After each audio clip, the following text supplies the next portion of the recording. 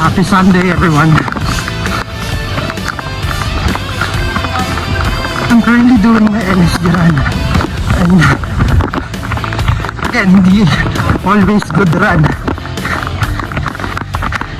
Pero tatapusin natin ito. Let's go! Marami nagsasabi na mahirap tumakbo. Pero, alam mo yan, ang pinakamahirap na bagay na gawin sa pagtakbo ay yung magsimula. Hindi naman lagi dapat kailangan mabilis ka. Kailangan mo lang is consistency. Marami mga bagay na sabi sa'yo na hindi mo kaya, tawag kang gagawin. Pero alam mo yun, kung gusto may paraan. Pero kung ayaw, alam mo na. Wala naman sisimulang magaling. At nagsimula yan sa mabagal, sa mahirap, pero unti-unti. Kaya keep going.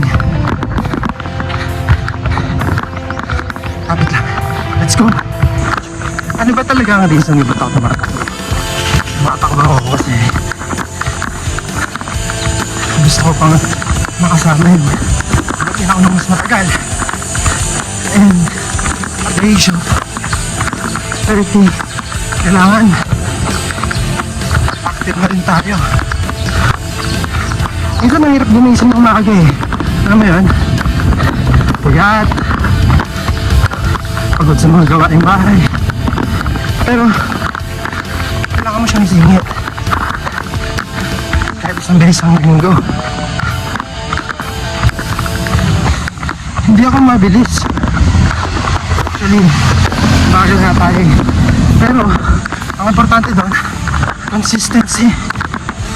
Kung may nasimulan ka isang bagay, tuloy-tuloy mo na. Malay mo naman, di ba?